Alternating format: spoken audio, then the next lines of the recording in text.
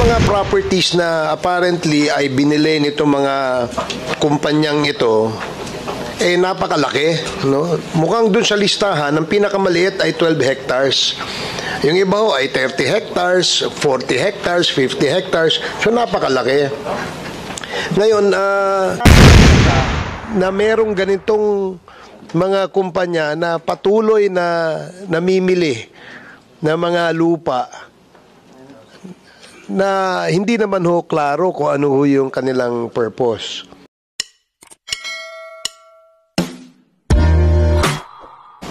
Now, RDO, ang problema nandito po, wala ngayon yung central office nyo, but you were designated to represent the LRA.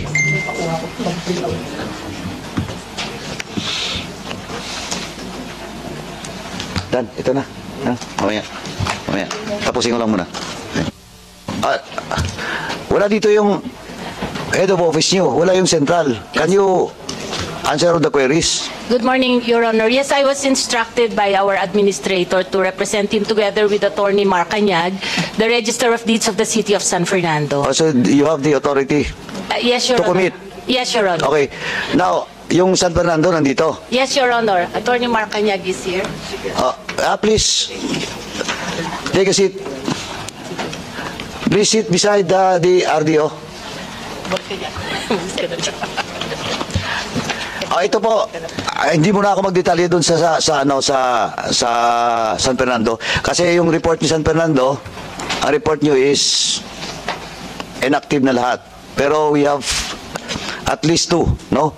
And our records, and it was given to us by LRA Central Office, and that is the information that we got from LRA Office should be confirmed or not by the RDO San Fernando. Now, ito lang muna, in general terms, kasi si Eddie Yang now established as a Chinese citizen. Now, of course, we are waiting for the OSG and DOJ based on the recommendation of the PSA. But we cannot wait for it. No? Gumagalaw. Mabuti na lang po, lumabas yung isang property in which ang RDO mismo confirm na naibenta na. Doon sa isang claiming to be a Filipino-Chinese. Rudingo. But he has a letter and he has committed that in the next hearing or even not in the hearing, he wants to present himself to us. No? Para kausapin siya at mag-cooperate siya. Now, RDO, not only tens of hectares, hundreds of hectares under the name of Eddie Yang. Now, he is also connected with the Empire 999 of Willie Ong. Tama? Do you confirm? It appears from the records, yes, Your Honor. It appears from the record? Of course, yes. Kasi yung record nyo lang naman ang basis nyo. May iba pa bang basis? Wala, di ba? Yes, Your Honor. Pinapaganda mo lang daw, sabi ni Chairman Dan. Now, yung sa Yata Industrial Park, Eddie Yang is also, well, in fact, he is the CEO. Tama? Based on the SEC. Yes, Your Honor. Also, dalawa na yon, Empire 999, Yatay personal properties or lands owned by Eddie Tayang.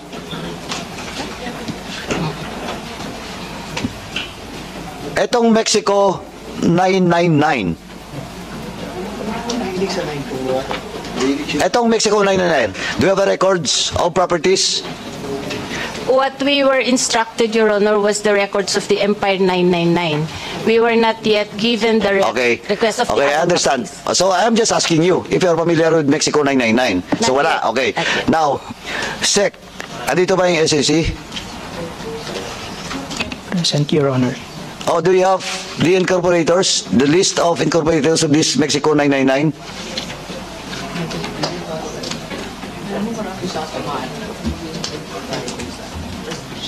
We will research on it now, Your Honor. Sorry? We'll research it on our database, Your Honor. Peace check, ha? Yes, Your Honor. Okay, ano lang, we need it today. Okay? Now next, paki-check na rin po yung Yatay Land Holdings. Okay, Sec? Yatay Land Holdings. Yatay Land Holdings and Developments Corporation. Ano yan? So verify sa SEC. Mr. Chair, Mr. Chair, Yes. may we request the email address where we could send the data? No, we need it today. Yes, sir. You don't need, We'll check it and give us the names of incorporators. just the names, Chair. Yeah, because the properties will check with the RDO, not in your office. Okay, Just the incorporators. Okay? we already have, sir, Chair. You have? Yes. Oh, is the name of Eddie Tayang appears? Kasi hindi rin kayo pwede lumusot. May papatawag pa kung isa pa. In Mexico 99 Industrial Realty and Development Corporation, Edita Young's name exists. Ilang He's an porsyento? incorporate. Percentage. Percentage of share. Wala. We'll get it in Okay. the Other names. Henson John C., Lincoln Ong, Henry Bigay, Alvin Tin Ganitwen, Okay. Dafeng. Okay. Bago yan, bago. Okay, thank you, SEC. Kindly check also the Yatay Land Holdings and Development Corporation. Yes, Mr. Chair. And give the details with the staff namin sa COMSEC po. Yes, Mr. Chair. Now, of course, please check also the Pampanga Heavy Industrial Park. Pampanga Heavy Industrial Park. Okay? Now, before I will ask Chairman Dan and other members to ask a question about the issues. Now, RDO, ROD. The BDO. Anyway, sorry. ROD. Now, please check the properties owned by Mexico 999, Yatay Land Holdings and Development Corporation, and Pampanga Heavy Industrial Park. Yes, Your Honor, we will. Can you do it today? Kahit initial man lang? Yes. Please identify yourself. Luz Bautista, City Assessor of San Fernando. I have with me the list of properties of Yatay Land Holdings, Yatay Land Holdings. located in San Fernando, Pampanga. Okay. How about Edita Yang, ma'am? Negative, sir. Wala pong property. Mexico 999, Wala rin po. Empire 999. Wala rin po. Okay.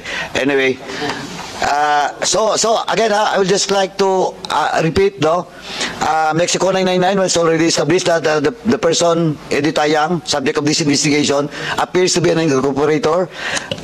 Then Yatay Land Holdings, paki-check lang po, Pampanga Heavy Industrial Park. And the lady from San Fernando, ROD, confirms that there is a property of Yatay. Ano yun? Yatay Industrial Park? Yes, Your Honor. Yatay Industrial Park. Tama? Yatay Industrial, not international. I'll just check the tax declaration, Your Honor. Paki-check po kasi the subject of this investigation to be fair with other corporations. Now, gusto ko lang po linawin bakit po inihisa natin. Because we will only take cognizance as of now. No? As of now, the properties owned by this corporation in which the name of Edita Yang appears to be an incorporator. All others that are subject of the invitation and investigation, sa sunod na po, only Edita Yang. Please. The owner is registered owners Yatay Land Holdings and Development Incorporation. Address is 5 floor Yatay Tower International Road, Top Avenue, San Isidro, Pasay City. Sorry medyo nagano ako ng COMSEC ko. Paki-ano lang po, paki-ulit. The registered owner is Yatay Land Holdings and Development Incorporated. So hindi po Yatay Industrial Park. Hindi po. So Yatay Land Holdings and Development Corporation. Incorporation. Okay. Now, Sec, paki-check niyo po yung tatlo. Mexico established na 999. Now, let me call the Assessor's Office of Mexico. Please.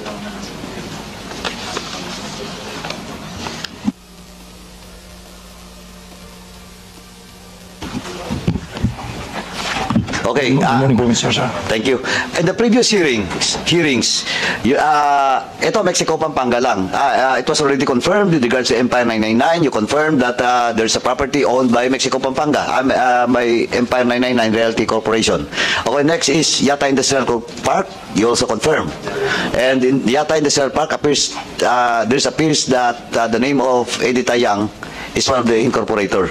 Now, Mexico 999. Do you have a record? Yes, sir. Your Honor. As based on our record, sir, there is a... There is. Yes, sir. And sino po nakapangalan? Mexico 999 Industrial Realty and Development Corporation po, Your Honor. Nung process la, who represents Mexico 999? Wala po akong dalang records dito. Baka sa check po siguro makakita. Sa SEC na. Anyway, gaano kalaking property na yan? Dalawa po kasing barangay po. San Nicolas is 39 hectares. 39 hectares po. San Lorenzo is 12 hectares. Lahat po is 51 hectares lahat. 51 hectares. Yes, Your Honor. Nasa record po. 51 hectares. po. Yung ano lang yan yung Mexico 999. Mexico 999 po. Okay, before I will give Chairman Barbers.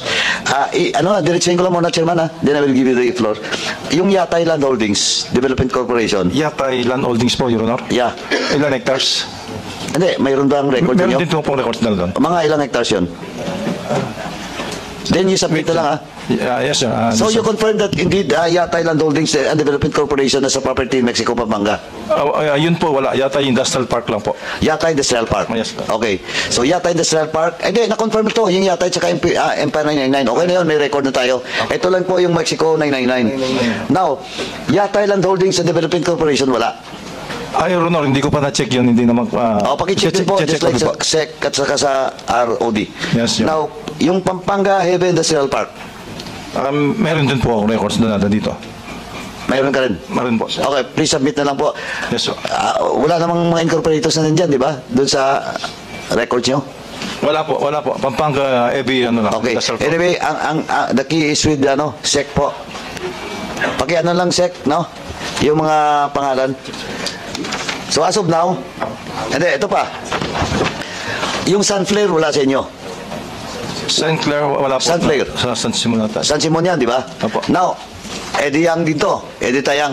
ROD. Yes, Your Honor. Sunflare, in your record, gaano kalaking properties? Your Honor, we're trying to have it extracted Please. now. Please, Before coordinate we with the Your Honor. suspend the hearing, Yes, kindly give us the ballpark figure. Pero kung may exact figure, kung ilang hektarya mas maganda, then submit to us all the details of Your those Honor, property. we will appreciate if the assessor's office has the title number for No, easy it is retrieval. not. It is with San Simon, Pampanga, at San Simon, Pampanga as of now. Ang habol kasi is Edith Yang. Wala dito yung assessors ng San Simon, Pampanga. Okay, Your Honor. So pakicheck na lang. And Yes, please Your coordinate lang po sa kanila kung So kailangan. it's only St. Clair, Your Honor, the name Sunflare. of the St. Clair. Sunflare. Okay. Sunflare. Sunflare. Sunflare. Sunflare. Yung nasunog dati. Diba? Ito yung nasunog dati, di ba? Hindi ko pa alam. Hindi mo alam, okay. I will not ask you. Kung hindi mo alam, tama ka, huwag ka magsalita. Kung hindi mo alam, baka makontempt pa kita. Okay, next is, ito, Golden Sun, 999. Golden Sun, 999 Realty and Development Corporation.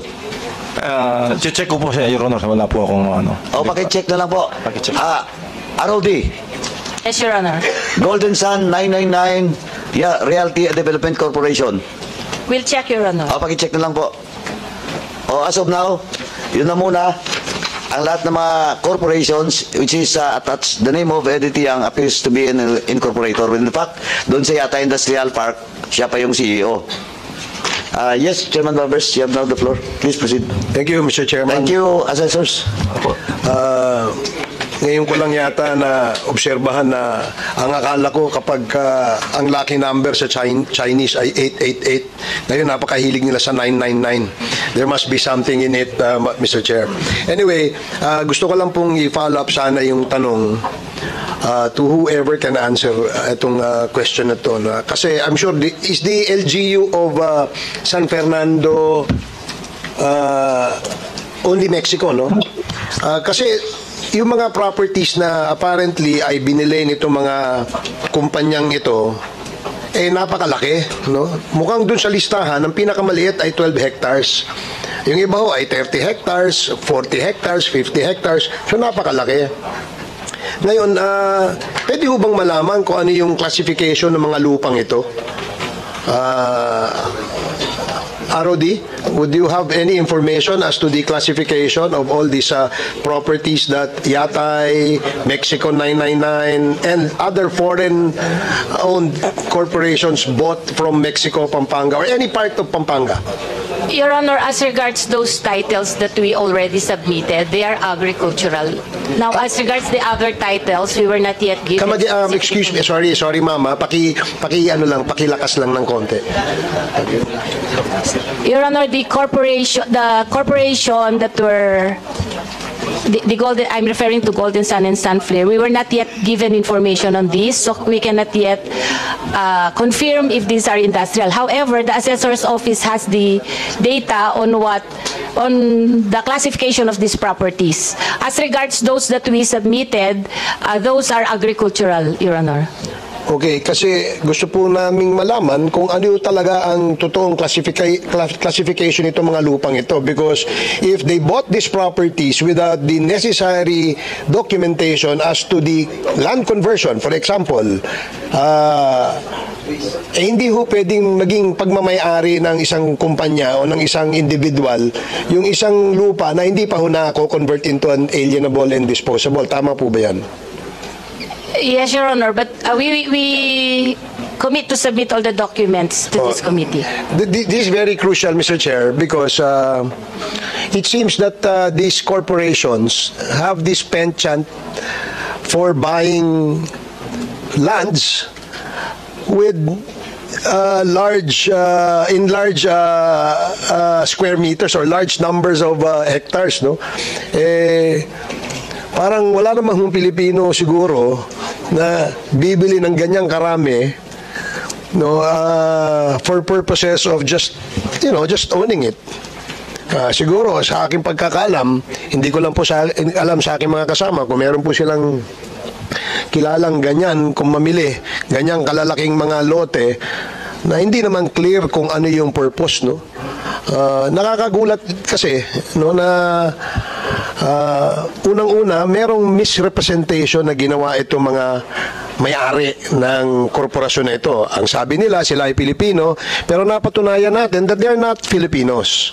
They have misrepresented themselves and claim to be Filipinos under fraudulent circumstances. So therefore, meron na hong mali siya dun sa kanilang ginawa, no? Pangalawa, kung yung kanilang property na binili ay wala hong konversyon na kung saan hindi ho pwedeng tituluhan sa ilalim ng kanilang pangalan, maaari pong may tumulong sa kanila na nandun sa pwesto na pwedeng may convert.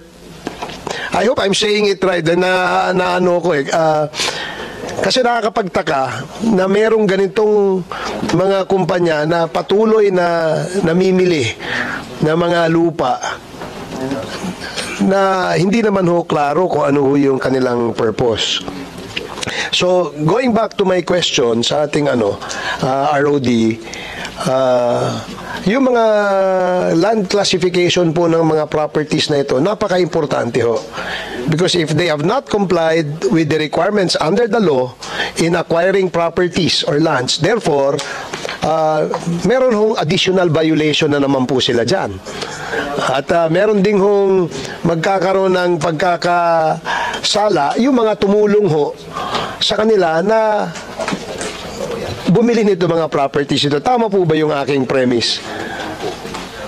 Yes, Your Honor. May I also manifest, Your Honor, as regards the San Fernando City properties, we have here an ordinance provided by the Assessor's Office regarding the classification of these properties.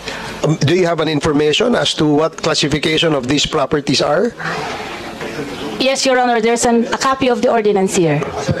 Ano po yung classification? Maybe ask the San Fernando Luz Bautista po, the city as Miss Bautista? yes, sir. The properties are owned by Yatay. Yes, Yatay Land Holdings, and not the industrial. Industrial po. No, they are Land Holdings Development Incorporation. Again, can you speak louder can you come closer to the mic, please? It is Yatay Land Holdings Development Incorporation. Okay, si Yatay Land Holdings Development, ang kanyang lupang binili, ano hong classification? Nung una po, they are agricultural, and then they are reclassified from agricultural to commercial use. Okay, na-reclassify ho by virtue of a Sangguniang Bayan Resolution. Ordinance po. Ordinance? Yes, sir. Opo. Nakakomply ho ba sila dun sa mga requirements? Hindi po namin alam yun, sir, kasi hindi naman po dumadaan sa amin. Pagdating po, ordinansa na agad. So, in fairness to you, you only get the ordinance. Yes, sir. So, kasi hindi naman pa maaaring ang sanggunian lang ang magpalit ng klasifikasyon. Maaaring kasama yon sa kanilang comprehensive land use plan sa kanilang area, but there needs to be a compliance with other documentary requirements such as DAR, at saka yung ano po ba yung mga ibang requirements sa changing of the classification of lands. Alam niyo po ba yon? Para po yata yung sa DAR and then the NIA. Yeah. Yes, sir. Kung hindi malapit sa watershed o hindi kaya ay malayo sa irrigation, di ba? Yes, sir. So, you wouldn't know kung nakakomply ang sanggunian o ang LGU dun sa mga requirements na yon because sabi nyo, ang natatanggap nyo ay yung ordinansa na mismo. Yes, sir. Hindi po kasi kasama ang assessor dun sa process. Okay. Wala ho ba silang sinasubmit na mga supporting documents dyan? Are you telling us na kapag kayo ay naka-receive ng dokumento na ordinansa na ito ay na-reclassify na into, let's say, from agricultural ay naging industrial, tinitingnan nyo lang yung ordinansa? Yes, sir. So, hindi na ho kayo nag-due diligence o nagtatanong sa kanila, asan ho attachments ito? Nasaan yung ibang requirements ito? Hindi nyo na ho tinatanong yun? Hindi po kasi kasama dun sa mga requirements namin, sir. So, under your office requirements is only the ordinance? Yes, sir. So yun, that point, Mr. Chairman, I think we should look into yung mga ganyang klaseng conversion because not even, it's not enough that a Sangguniang Bayan ordinance will change the classification of lands in the area. There must be some documentary compliance, no? Ayun pala eh. So anyway, thank you, Mr. Chairman. Thank you, Chairman Bar.